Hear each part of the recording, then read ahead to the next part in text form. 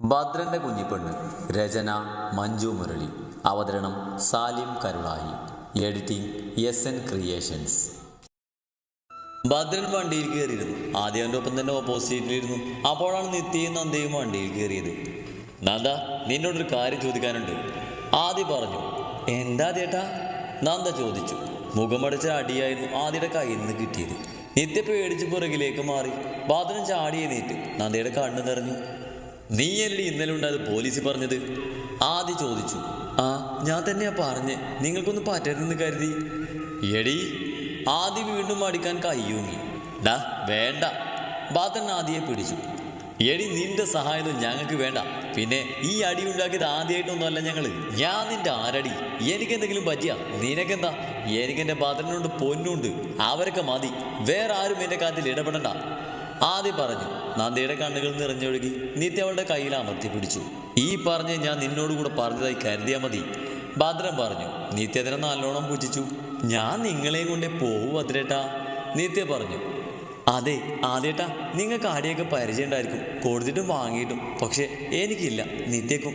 ഇന്നലെ നിങ്ങളെ തേടി ആളുകൾ അടിക്കാൻ വന്നത് നിത്യയുടെ അച്ഛൻ്റെ, അതായത് എൻ്റെ മാമൻ്റെ ആളുകളാണ്.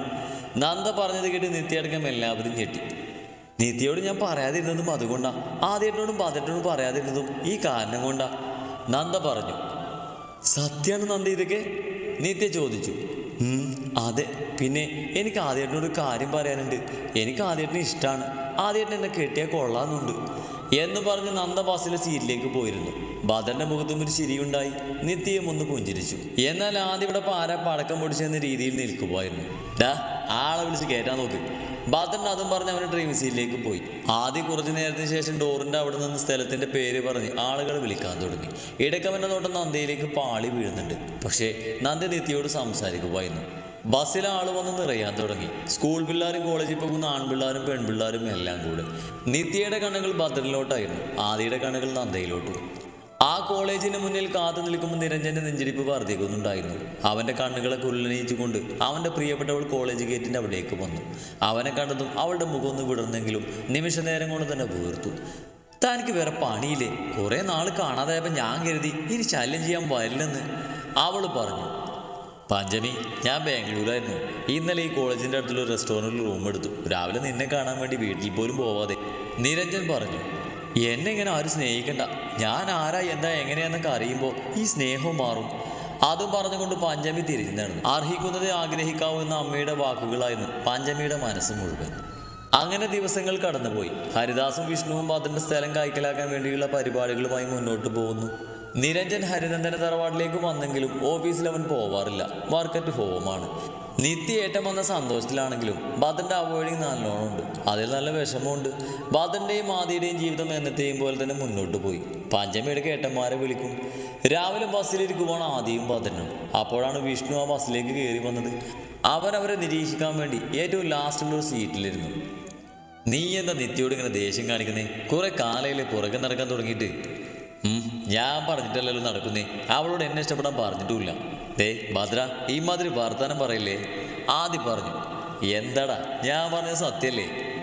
നിന്നെ ഇഷ്ടപ്പെടാൻ നീ പറയണോ? അവളുടെ സ്നേഹം സത്യടാ. ആയിക്കോട്ടെ, പിന്നെ നന്ദമ്മളുടെ കാര്യം എന്തായി? അവൾ എന്നോട് മിണ്ടാറില്ലല്ലോ, ആദ്യം പറഞ്ഞു. അത് നിന്നെ ജാടയല്ലേടാ, ഇഷ്ടമല്ലെങ്കിൽ പറഞ്ഞൂടെ? ഭദ്രൻ ചോദിച്ചു. ഇങ്ങ് വരട്ടെ അവള്, ആദ്യ ഗൗരവത്തോടെ പറഞ്ഞു. റോഡരികിൽ നിത്യയും കാത്ത് നിൽക്കുവാണ് നന്ദ. അപ്പോഴാണ് നിരഞ്ജന്റെ ബൈക്കിൽ അവൻ്റെ ചെവി നിന്നുകൊണ്ട് വരുന്ന നിത്യയെ കണ്ടത്. നന്ദയെ കണ്ടതും നിരഞ്ജൻ ബൈക്ക് നിർത്തി. നിത്യ ബൈക്കിൽ നിന്ന് ചാടിയിറങ്ങി. ഓയ് നന്ദുട്ടീസ്, നിരഞ്ജൻ വിളിച്ചു. ഹായ് ചേട്ടായി, നന്ദ വിളിച്ചു. എന്തടി കുറിപ്പ് വീട്ടിലേക്ക് വരാതെ? നിന്റെ അച്ഛനമ്മയൊക്കെ വന്നല്ലോ. ഓ പിന്നെ, സാമന്തല്ലേ വരാനിരിക്കുന്നേ കാണാൻ, നന്ദ പൂജിച്ചു. ഓ പോടി, നിരഞ്ജൻ പറഞ്ഞു. എടി നന്ദേ, നമ്മുടെ ചേട്ടനില്ലേ ഒരു കൊച്ചുമായിട്ട് അഗാധമായ പ്രേമം, നിത്യ പറഞ്ഞു. അതാരാ ആയിരത്തിന് വിളിച്ചവള്? നന്ദ ചോദിച്ചു. ക്ലാസ്സിൽ പൊടി, നിരഞ്ജൻ ബൈക്ക് സ്റ്റാർട്ട് ചെയ്തുകൊണ്ട് പറഞ്ഞു. നന്ദ എന്തോ പറയാൻ വന്നതും ബൈക്ക് എടുത്തുകൊണ്ട് നിരഞ്ജൻ പോയി. പിന്നെ അവർ രണ്ടുപേരും കൂടെ കളിച്ച് ചിരിച്ച് ബസ് സ്റ്റാൻഡിലെത്തി. അവിടെ കിടക്കുന്ന കൈലാസം എന്ന ബസ്സിൽ കയറി. അവിടെ ഡ്രൈവിംഗ് സീറ്റിൽ ഭദ്രനും അതിൻ്റെ ഓപ്പോസിറ്റ് സീറ്റിൽ ആദ്യം ഉണ്ടായിരുന്നു. കുറച്ച് ആളുകളൊക്കെ കയറിയിരുന്നു. ഭദ്രേട്ടാ, നന്ദ വിളിച്ചു. അവളുടെ സൗണ്ട് കേട്ട് ആദ്യം നന്ദയെ നോക്കി. നിത്യയുടെ കാര്യം പറയണ്ട, ഭദ്രയിൽ തന്നെയായിരുന്നു അവളുടെ കണ്ണുകൾ. ആ വന്നോ നന്ദമോളെ, എന്താ കാണാത്തെന്ന് ചിന്തിക്കുമായിരുന്നു. ചെല്ലി സീറ്റിലിരുന്നോ, ഭദ്രൻ പറഞ്ഞു. ഓക്കേ എന്ന് പറഞ്ഞ് നന്ദ നിത്യയുടെ അടുത്തിരിക്കാൻ വന്നപ്പോൾ ആദ്യം വിളിച്ചു. ശ്രീനന്ദ അവിടെ ഇരിക്കണ്ട, മാറിയിരിക്ക്, എനിക്ക് നിന്നോട് സംസാരിക്കണം. ആദി ഗൗരവത്തോടെ പറഞ്ഞു. ആദിയുടെ സംസാരവും ഗൗരവവും കണ്ടപ്പോൾ നന്ദ നിത്യയെ നോക്കി. ചെല്ല് പോയിരിക്ക്. ആദിയൊന്ന് നോക്കി നന്ദ വേറെ സീറ്റിലിരുന്നു. നിത്യ ആദിയെ നോക്കി, ആദ്യ നിത്യയെ നോക്കി ഒന്ന് പുഞ്ചിരിച്ചു. അപ്പോഴും നന്ദയുടെ ഹൃദയം കാരണം എന്തെന്ന് അറിയാതെ സന്തോഷം കൊണ്ട് വിങ്ങുകയായിരുന്നു. നിരഞ്ജൻ നേരെ ചെന്നത് ഹരിനന്ദൻ ഗ്രൂപ്പിലേക്കാണ്. പുറത്ത് ബൈക്ക് നിർത്തി അവൻ അകത്തേക്ക് കയറി. അവനെ കണ്ട് എല്ലാവരും ഗുഡ് മോർണിംഗ് വിഷ് ചെയ്തു. നിരഞ്ജൻ നേരെ ചെന്നത് ഓഫീസിലെ ഒഫീഷ്യൽ മീറ്റിംഗ് നടക്കുന്ന റൂമിലേക്കാണ്. അവിടെ നിരഞ്ജനെ കാത്തുന്ന പോലെ ഹരിദാസും വിശാലും ഉണ്ടായിരുന്നു.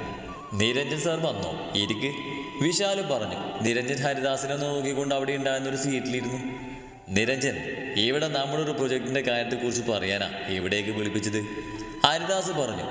ആച്ച പറയേ, നിരഞ്ജൻ പറഞ്ഞു. പ്രൊജക്ടർ ഓൺ ചെയ്യേ, ഹരിദാസ് പറഞ്ഞു.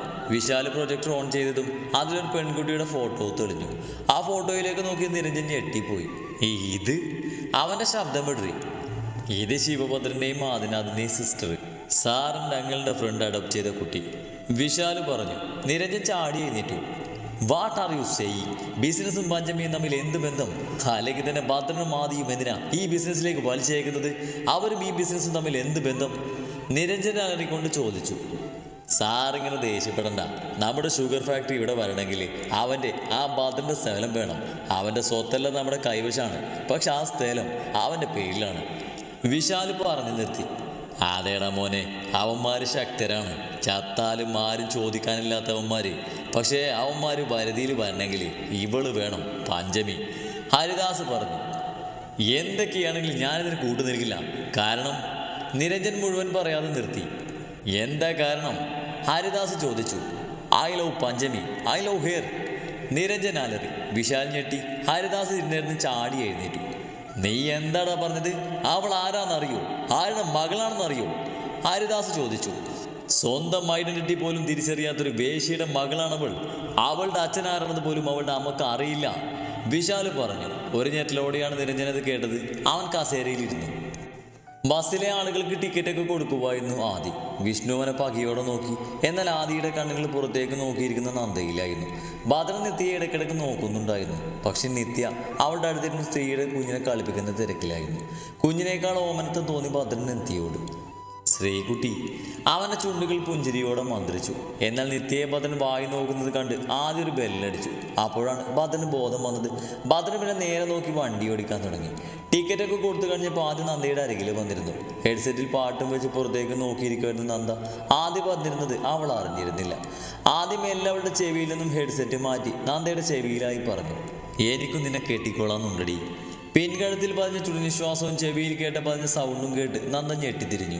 അവൾ ഞെട്ടലോടെ ആദിയുടെ മുഖത്തേക്ക് നോക്കി. ആദി പുഞ്ചിരിയോടെ അതിലൊരു പ്രണയത്തോടെ നന്ദയെ നോക്കി. ക്ലാസ്സിലേക്ക് പോകരുത്, ഇവിടെ ഇരിക്കണം കേട്ടോ, ആദ്യം നന്ദയുടെ ചെവിയിൽ പറഞ്ഞുകൊണ്ട് ചെവിയിൽ അമർത്തി ചുംബിച്ചു. നന്ദയുടെ ഉലകം ഒരു വിറയിൽ കയറിപ്പോയി. ആദ്യ കള്ളച്ചിരിയോടെ ഫ്രണ്ട് സീറ്റിലേക്ക് പോയിരുന്നു. നന്ദയോടെ എന്താ ആദ്യം പറഞ്ഞെന്ന് കേൾക്കാൻ വേണ്ടി വിഷ്ണു കിണഞ്ഞ് പരിശ്രമിച്ചെങ്കിലും നടന്നില്ല.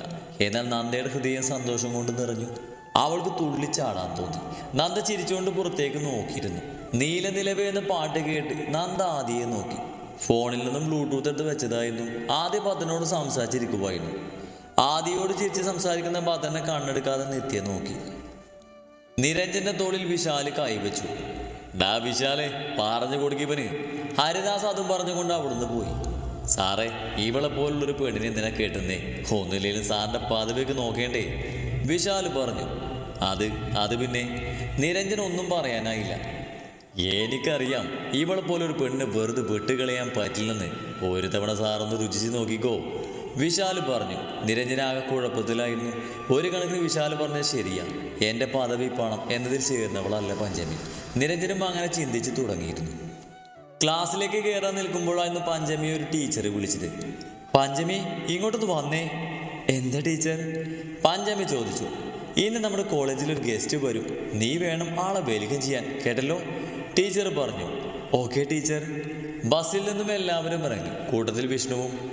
നിത്യമോളെ, നന്ദയോടൊരു കാര്യം പറയാനുണ്ട്, കുറച്ചു നേരം ഭദ്രൻ്റെ അടുത്തിരിക്കട്ടോ. ഡാ, കോച്ചിനെ നോക്കിക്കോണേ, ആദ്യം ഭദ്രനോടും നിത്യയോടായി പറഞ്ഞു.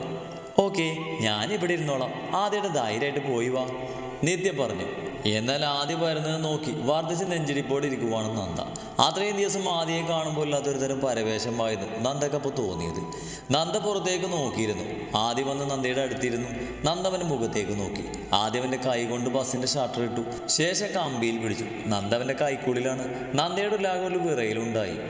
ശ്രീമോളെ, ആദ്യം വിളിച്ചു. നന്ദ ഞെട്ടി ആദ്യയെ നോക്കി. എന്താ വിളിച്ചേ? ശ്രീമോള്. എന്താ, വല്ല കുഴപ്പമുണ്ടോ? ആദ്യം പതിൻ്റെ സൗണ്ടിൽ ചോദിച്ചു. ഇല്ല, അങ്ങനെ വിളിച്ചോ? എന്നെ ആരും അങ്ങനെ വിളിച്ചിട്ടില്ല. നന്ദയും പതിൻ്റെ സൗണ്ടിൽ പറഞ്ഞു. അപ്പം നമുക്ക് കെട്ടിയാലോ? ആദ്യം ചോദിച്ചു.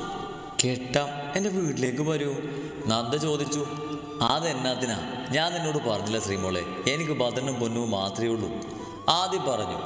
അതിനെന്താ, എനിക്ക് നിത്യയും അമ്മയും അച്ഛനും നിരഞ്ജേട്ടനും ദേവാമ്മയും മാമനും ഭദ്രേട്ടനും പിന്നെ ഇപ്പം എൻ്റെ ആദ്യേട്ടനും ഉണ്ട്. നന്ദ പറഞ്ഞു. ശ്രീമോളെ, ഞാൻ എങ്ങനെയാണ് അനാഥനായതെന്ന് അറിയോ? ആദ്യം ചോദിച്ചു. പറയേ. എൻ്റെ അച്ഛനൊരു ബിസിനസ്മാനായിരുന്നു. എൻ്റെ അമ്മ പ്രസവത്തോടെ മരിച്ചു. കുറേ അച്ഛൻ നോക്കി. എനിക്ക് 12 വയസ്സുള്ളപ്പോൾ വേറൊരു കല്യാണം കഴിച്ചു അച്ഛൻ. ഭയങ്കര ഉപദ്രവമായിരുന്നു. 3 വർഷം സഹിച്ചു. ഒട്ടും പറ്റാതായപ്പോൾ 15-ാം വയസ്സിൻ്റെ പിറന്നാളിന് വീട് വിട്ടിറങ്ങി. അന്ന് എനിക്ക് കിട്ടിയ ഗിഫ്റ്റാണ് ഭദ്രൻ. ഇപ്പം നീയുണ്ട് ശ്രീമോളെ. എന്നെ ഒരു കാരണം കൊണ്ട് ഉപേക്ഷിച്ച് പോകരുത്. അങ്ങനെയാണെങ്കിൽ എന്നെ സ്നേഹിക്കരുത്. ഒരിക്കലും നിൻ്റെ അച്ഛനും അമ്മയും നിന്നെ കെട്ടിച്ച് എനിക്ക് തരില്ല. AC റൂമിൽ കിടന്ന് വളർന്നവളാണ് നീ. നിന്നെ ഒരിക്കലും വന്നാന്ന് പണിയെടുത്ത് ജീവിക്കുന്ന എനിക്ക് കെട്ടിച്ച് തരുമെന്ന് തോന്നുന്നുണ്ടോ? പിന്നെ എൻ്റെ കൂടെ വന്നാൽ നീ ഇപ്പോൾ ജീവിക്കുന്ന സുഖ സൗകര്യങ്ങളും വില കൂടിയ ഡ്രസ്സും ആഭരണങ്ങളും കാറും ഒന്നും ഉണ്ടാവില്ല. പക്ഷേ ഒരിക്കലും ഒന്നിൻ്റെ പേരിൽ നിന്നെ കൈവിടില്ല. ഇതൊക്കെ കേട്ടിട്ട് നിനക്ക് എന്നെ ഇഷ്ടപ്പെടാൻ പറ്റുന്നുണ്ടെങ്കിൽ മതി. വെറുതെ ത്യാഗം ചെയ്യണ്ട. നിന്റെ പൂർണ്ണ മനസ്സാലെ മതി. ആദ്യം പറഞ്ഞു നിർത്തി. ഇത്രയും നേരം ആദ്യം പറഞ്ഞത് ശ്രദ്ധിച്ച് കേട്ട നന്ദ പറഞ്ഞു. ആദ്യേട്ടാ, ഞാൻ ജനിച്ചത് ഗവൺമെൻറ് ഹോസ്പിറ്റലിലാണ്, പഠിച്ചത് ഗവൺമെൻറ് സ്കൂളിലുമാണ്. എനിക്ക് സുഖ സൗകര്യങ്ങളും ആർഭാടങ്ങളും ഇഷ്ടമാണെങ്കിൽ ഈ ബസ്സിൽ വരേണ്ട കാര്യമില്ല. ഞാൻ എടുക്കുന്ന ഡ്രസ്സ് മുതൽ എൻ്റെ കമ്മൽ വരെ എല്ലാം സിമ്പിളായി എടുക്കുന്നതാ. അത് വലിയ മാളിലും ടെക്സ്റ്റൈൽസിലും പോയി എടുക്കുന്നതല്ല, സാധാരണ തുണിക്കടയിൽ നിന്ന്. പിന്നെ ആദ്യേട്ടനെ ഞാൻ ഇഷ്ടപ്പെടുന്നത് മറ്റൊന്നും കൊണ്ടല്ല, ആരും ഇല്ലാത്തവനും സെൻറ്റിമെൻറ്റ്സും കൊണ്ടും അല്ല. ശരിക്കും ഇഷ്ടമാണ്. കഷ്ടപ്പെടുന്നത് ആദ്യേട്ടൻ്റെ കൂടിയല്ലേ. എൻ്റെ കണ്ണ് നിറഞ്ഞാൽ തുടച്ചു തരാൻ ആദ്യേട്ടനില്ലേ, അത് മതി എനിക്ക്. നന്ദ പറഞ്ഞു നിർത്തിയത് നന്ദയുടെ ചുണ്ടുകളെ സ്വന്തമാക്കിയിരുന്നു ആദ്യം. നന്ദയുടെ കണ്ണുകൾ വിഴിഞ്ഞുപോയി. ഒരു തരം ആവേശത്തോടെ ആദ്യം നന്ദയുടെ ചുണ്ടുകൾ നുണഞ്ഞുകൊണ്ടിരുന്നു. നന്ദയുടെ കൈ ആദിയുടെ പുറത്തമർന്നു. അവനിൽ നിന്നും മുതിർന്ന ഗന്ധം നന്ദയുടെ ഉള്ളിലാകെ പൊതിഞ്ഞിരുന്നു. ആദ്യ ചുംബനത്തിന്റെ ലഹരി നന്ദയെയും ആദിയെയും മത്ത് പിടിപ്പിച്ചിരുന്നു. ഭദ്രന്റെ തൊട്ടടുത്ത് തന്നെയായിരുന്നു നിത്യയിരിക്കുന്നത്. ഭദ്രേട്ടാ, നിത്യ വിളിച്ചു. ഫോണിൽ നോക്കിയിരിക്കുവാണ് ഭദ്രൻ. നിത്യ വിളിച്ചത് ഭദ്രൻ മൈൻഡ് ചെയ്തില്ല. അതെ ഭദ്രേട്ടാ, ഒന്ന് നോക്കിക്കേ. നിത്യ വീണ്ടും വിളിച്ചു. എന്താടി? ഭദ്രന് ദേഷ്യം വന്നു. അത് പിന്നെ ഇതൊന്ന് നോക്കിക്കേ. നിത്യ അവളുടെ കയ്യിലെ വെട്ടുകൊണ്ട പാട് ഭദ്രന് കാണിച്ചു കൊടുത്തു. അത് നോക്കിയ ഭദ്രന് നെഞ്ച് വിങ്ങുന്നത് പോലെ തോന്നി. ഇത് ഉണങ്ങിയില്ലേ? ഭദ്രൻ അവൻ്റെ സൗണ്ട് ഇടാതിരിക്കാൻ ശ്രമിച്ചു. എന്നാൽ തൻ്റെ പ്രിയപ്പെട്ടവൻ്റെ ശബ്ദമൊന്നും മാറിയാൻ മനസ്സിലാക്കാൻ നിത്യക്ക് കഴിയുമായിരുന്നു. നിത്യ ഭദ്രൻ്റെ കയ്യിൽ പിടിച്ച് അവൻ്റെ മുഖത്തോട്ട് നോക്കി. എന്ത് പറ്റി ഭദ്രേട്ടാ? നിത്യ ടെൻഷനോട് ചോദിച്ചു. ഭദ്രൻ അതിന് മറുപടി പറയാതെ നിത്യയുടെ വെട്ടുകൊണ്ട കൈ അവൻ്റെ കയ്യിലെടുത്തുകൊണ്ട് നിത്യയുടെ കയ്യിൽ വെട്ടുകൊണ്ട പാടിൽ അമർത്തി ചുംബിച്ചു. നിത്യ ഞെട്ടിത്തരിച്ചിരുന്നു. നിത്യയുടെ കണ്ണുകൾ നിറഞ്ഞു വന്നു.